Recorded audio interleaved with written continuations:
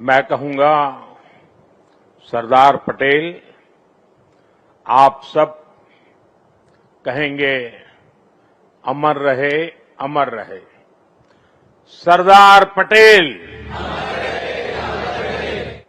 सरदार पटेल, सरदार पटेल। सरदार पटेल की 150वीं जयंती का ऐतिहासिक अवसर एकता नगर की ये दिव्य सुबह, ये विहंगम दृश्य सरदार साहब के चरणों में हमारी उपस्थिति, आज हम सब एक महान क्षण के साक्षी बन रहे हैं। देश भर में हो रही एकता दौड़, रन फॉर यूनिटी, कोटि कोटि भारतीयों का उत्साह, हम नए भारत की संकल्प शक्ति को साक्षात महसूस कर रहे हैं। अभी यहां जो कार्यक्रम हुए, कल शाम जो अद्भुत प्रस्तुति हुई, उनमें भी अतीत की परंपरा थी, वर्तमान का श्रम और शौर्य था और भविष्य की सिद्धि की झलक भी थी। सरदार साहब की 150वीं जयंती के उपलक्ष्य में स्मृति सिक्का और विशेष डाक टिकट भी जारी किया गया है। मैं सभी 140 करोड़ देशवासियों को सरदार साहब की जयंती की, राष्ट्रीय एकता दिवस की बहुत बहुत बधाई देता हूं, अनेक अनेक शुभकामनाएं देता हूं। साथियों, सरदार पटेल मानते थे कि इतिहास लिखने में समय नहीं गंवाना चाहिए, हमें तो इतिहास बनाने के लिए मेहनत करनी चाहिए। उनकी ये भावना हमें उनकी जीवन गाथा में दिखाई देती है। सरदार साहब ने जो नीतियां बनाई, जो निर्णय लिए, उन्होंने नया इतिहास रचा, नया इतिहास बनाया। आजादी के बाद 550 से ज्यादा रियासतों को एक साथ जोड़ने का असंभव कार्य को उन्होंने संभव करके दिखा दिया। एक भारत श्रेष्ठ भारत का विचार उनके लिए सर्वोपरि था। इसलिए आज सरदार पटेल की जयंती का दिन स्वाभाविक रूप से राष्ट्रीय एकता का महापर्व बन गया है। जिस तरह हम 140 करोड़ देशवासी 15 अगस्त को स्वतंत्रता दिवस मनाते हैं, 26 जनवरी को गणतंत्र दिवस मनाते हैं, वैसे ही एकता दिवस का महत्व हमारे लिए प्रेरणा की पल है, गर्व की पल है। आज करोड़ों लोगों ने एकता की शपथ ली है। हमने संकल्प लिया है कि हम ऐसे कार्यों को बढ़ावा देंगे जो देश की एकता को मजबूती दें।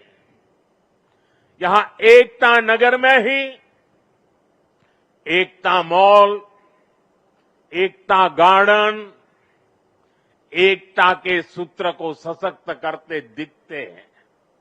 साथियों, हर ऐसी बात जो देश की एकता को कमजोर करती है, हर देशवासी को उससे दूर रहना है। ये राष्ट्रीय कर्तव्य है। ये सरदार साहब को सच्ची श्रद्धांजलि है। यही आज देश की जरूरत है। यही आज एकता दिवस का हर भारतीय के लिए संदेश भी है, संकल्प भी है। साथियों, सरदार साहब ने देश की संप्रभुता को सबसे ऊपर रखा, लेकिन दुर्भाग्य से सरदार साहब के निधन के बाद के वर्षों में देश की संप्रभुता को लेकर तब की सरकारों में उतनी गंभीरता नहीं रही। एक और कश्मीर में हुई गलतियां, दूसरी ओर पूर्वोत्तर में पैदा हुई समस्याएं और देश भर में जगह जगह पनपा नक्सलवाद, माओवादी आतंक, ये देश की संप्रभुता को सीधी चुनौतियां थी। लेकिन उस दौर की सरकारों ने सरदार साहब की नीतियों पर चलने की जगह रीढ़ विहीन रवैये को चुना।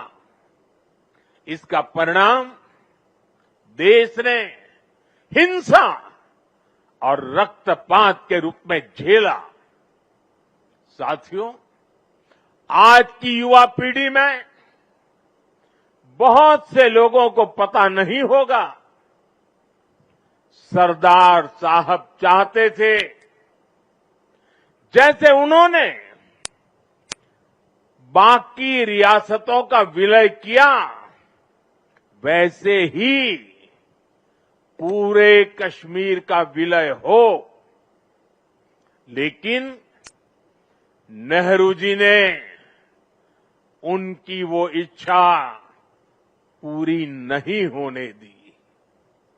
कश्मीर को अलग संविधान और अलग निशान से बांट दिया गया।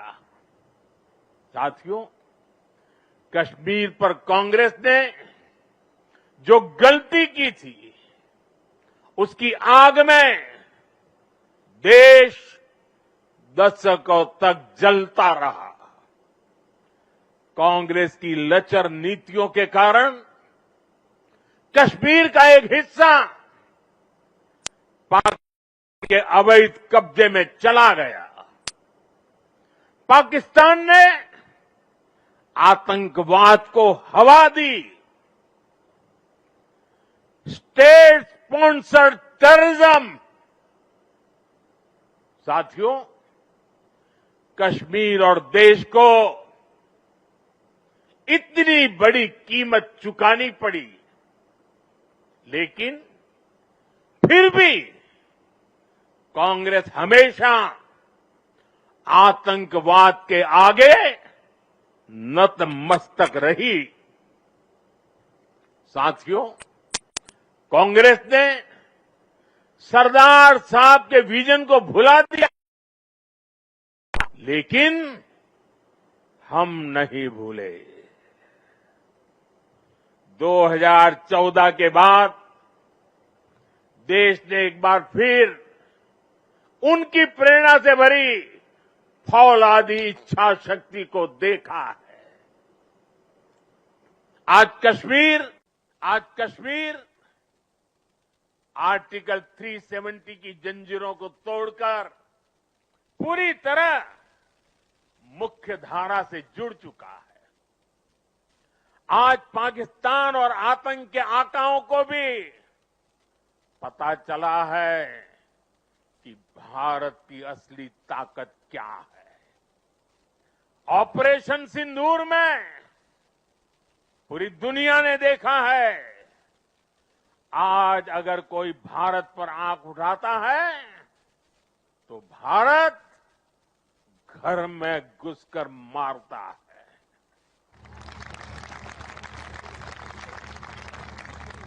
हर बार भारत का जवाब पहले से बड़ा होता है, पहले से ज्यादा निर्णायक होता है। ये भारत के दुश्मनों के लिए एक संदेश भी है। ये लौह पुरुष सरदार पटेल का भारत है।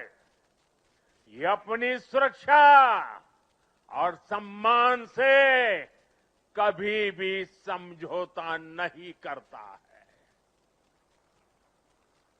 साथियों, राष्ट्रीय सुरक्षा को लेकर पिछले 11 साल में भारत की सबसे बड़ी सफलता है नक्सलवाद, माओवादी आतंक की कमर तोड़ना।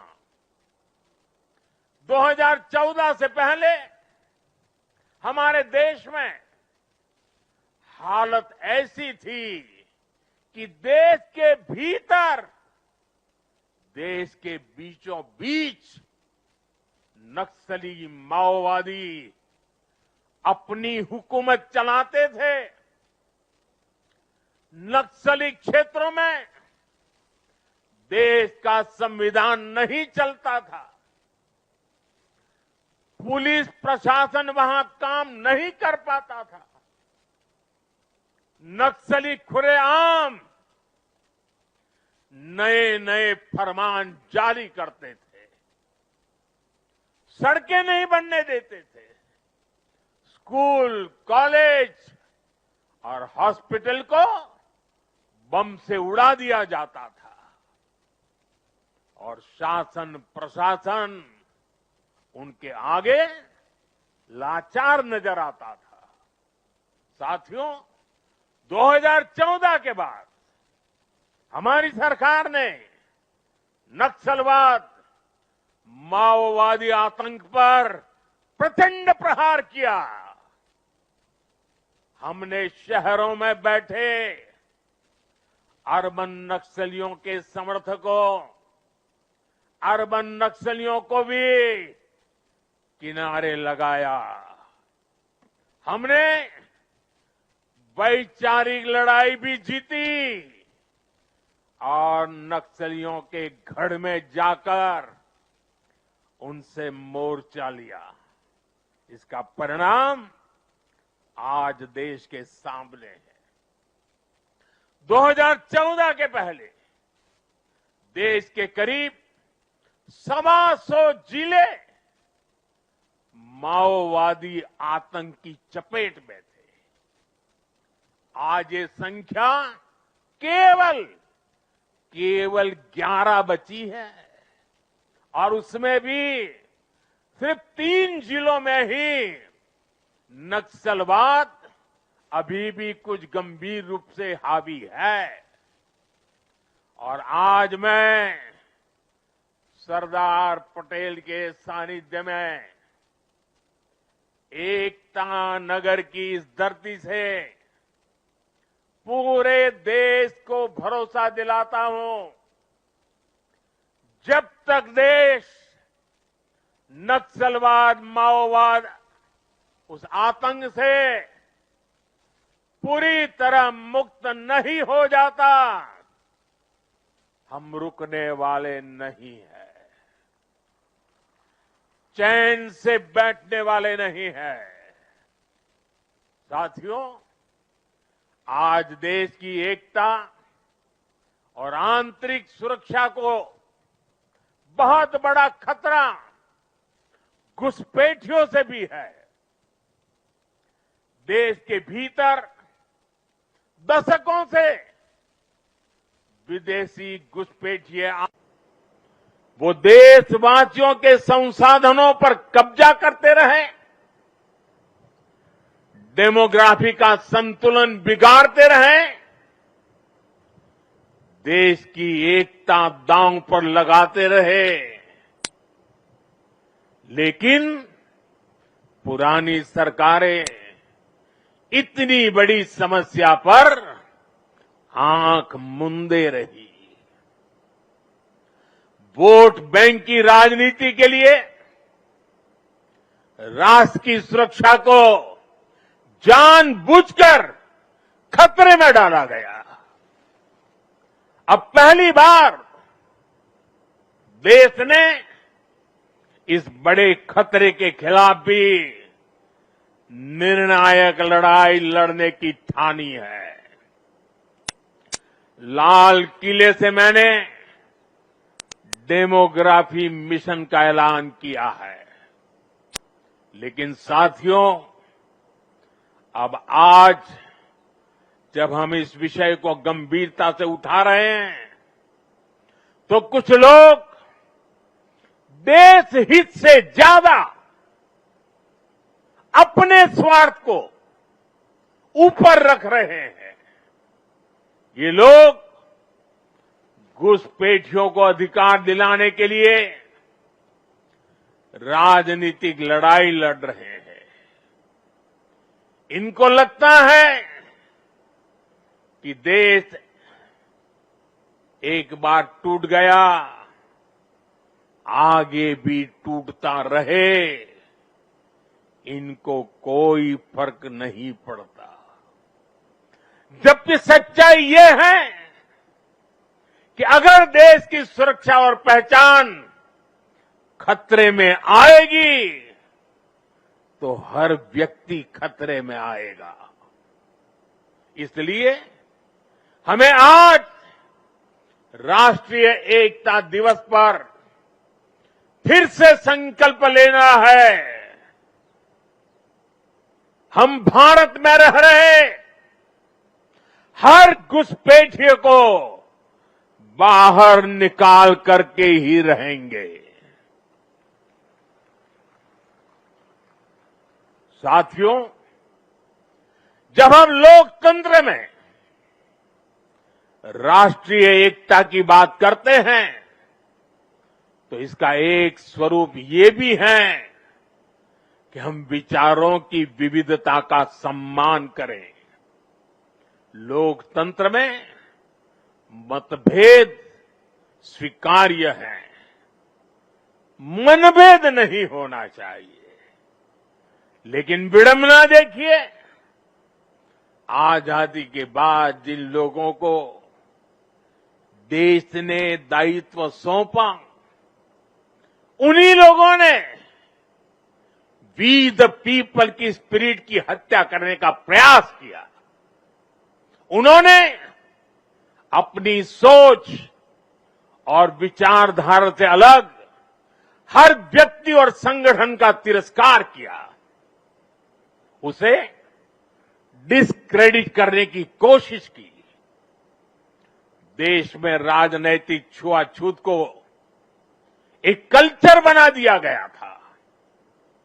हम सभी को पता है, कांग्रेस सरकारों में सरदार पटेल और उनकी लेगेसी के साथ क्या क्या हुआ है।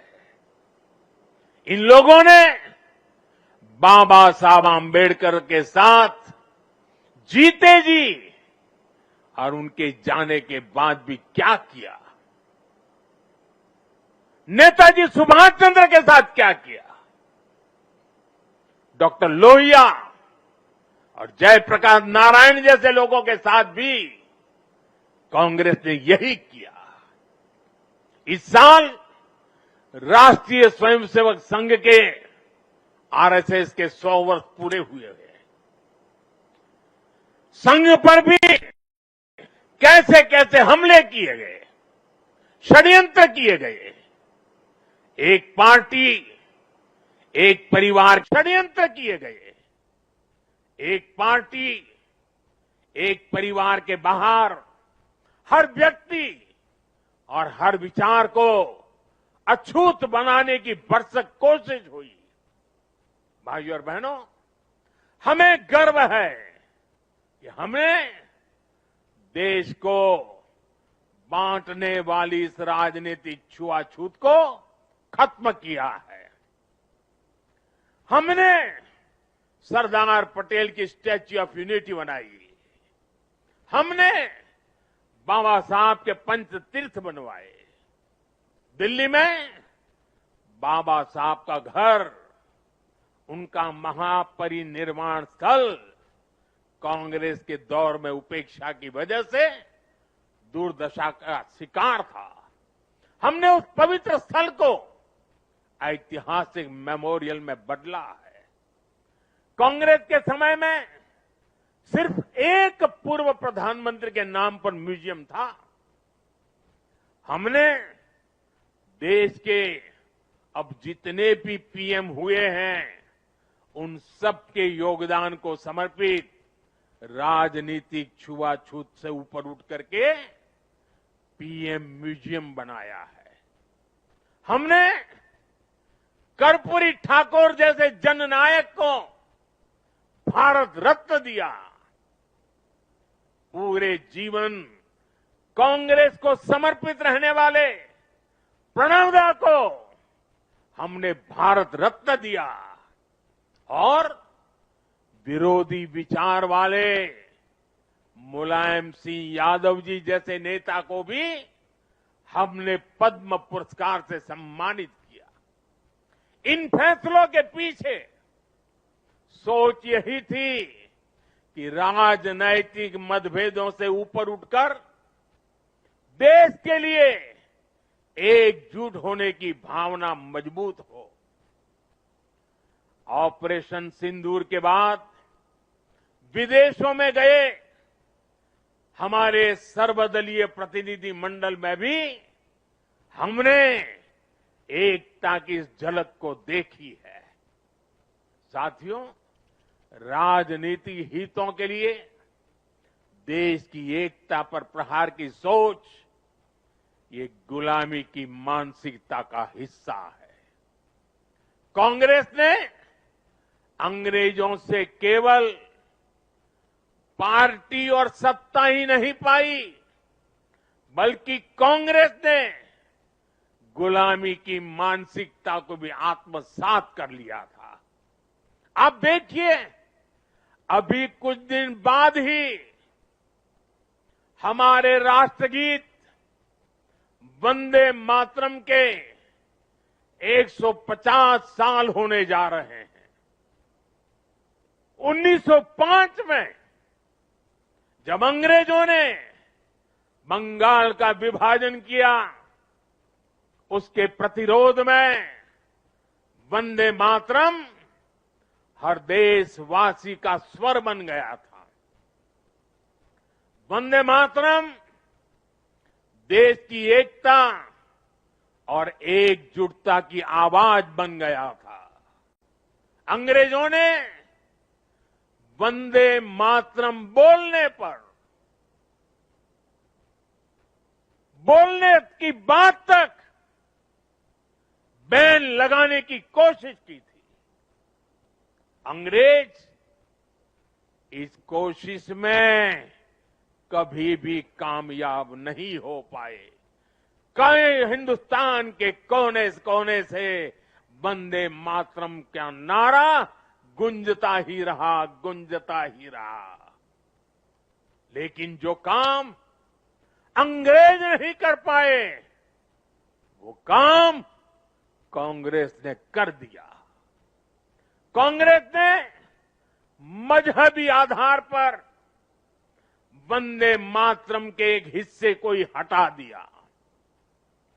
यानी कांग्रेस ने समाज को भी बांटा और अंग्रेजों के एजेंडे को भी आगे बढ़ाया।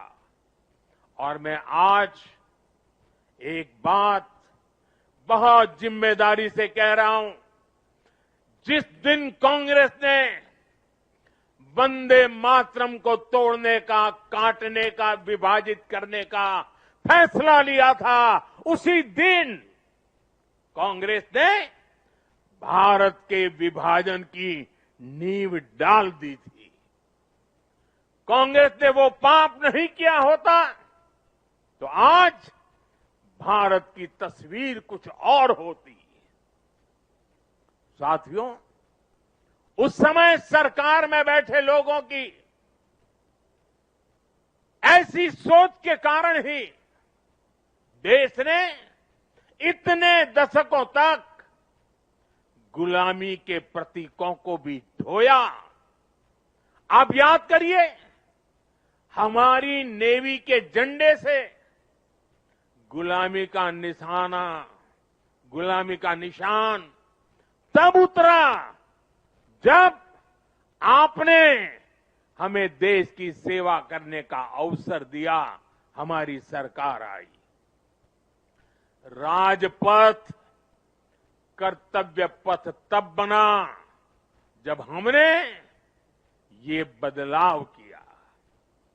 आजादी की लड़ाई में क्रांतिकारियों के बलिदानों का स्थान अंडमान की सेल्यूलर जेल, उसे राष्ट्रीय स्मारक का दर्जा तब मिल पाया था जब मोरारजी भाई देसाई की सरकार आई थी। अंडमान के द्वीपों के नाम कुछ समय पहले तक अंग्रेजों के नाम पर ही थे। हमने ये नाम नेताजी सुभाष के नाम पर रखे। कई द्वीपों को परमवीर चक्र विजेताओं का नाम दिया। इंडिया गेट पर भी हमने नेताजी सुभाष की प्रतिमा लगाई। साथियों, देश की सुरक्षा में शहीद हुए जवानों तक को गुलामी की मानसिकता के कारण सही सम्मान नहीं मिलता था।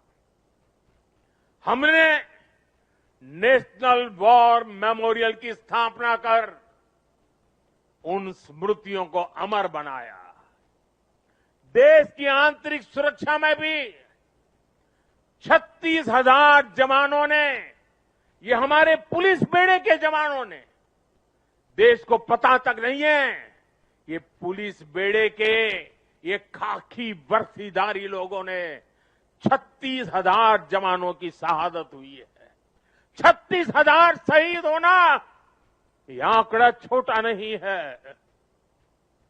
हमारी police, BSF, ITBP, CISF, CRPF, हमारे सभी अर्धसैनिक बल, इनके शौर्य को भी सम्मान से वंचित रखा गया।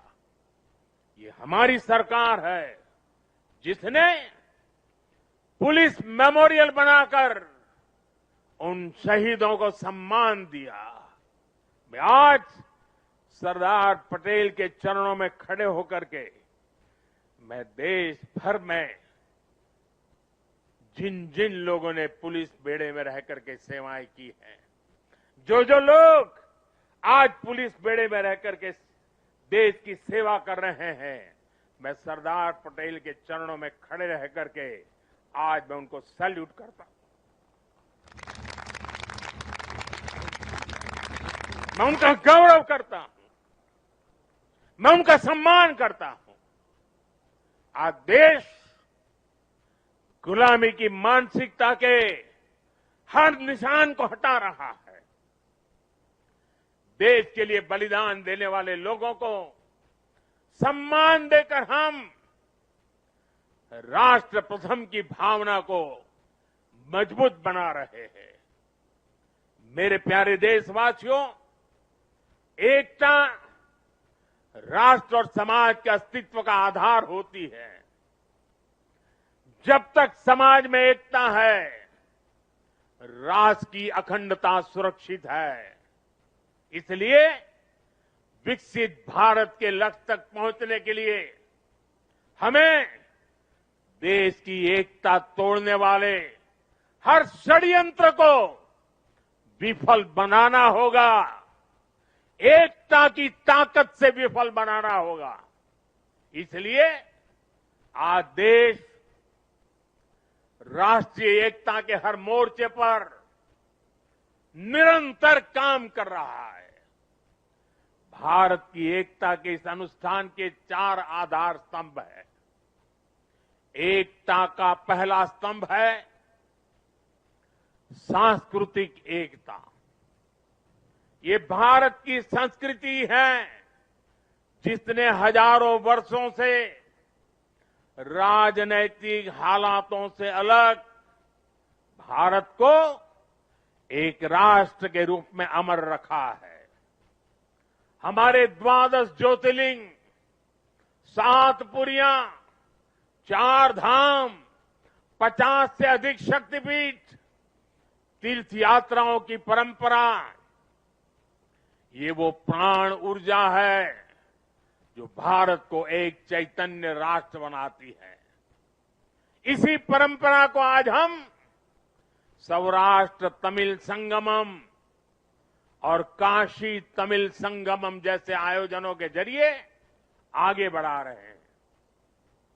हम अंतर्राष्ट्रीय योग दिवस के जरिए भारत के महान योग विज्ञान को नई पहचान दिला रहे हैं। हमारा योग आज लोगों को जोड़ने का माध्यम बन रहा है।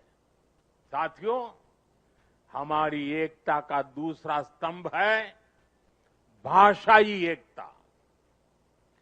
भारत की सैकड़ों भाषाएं और डायलेक्ट्स, बोलियां, ये भारत की खुली और रचनात्मक सोच का प्रतीक है।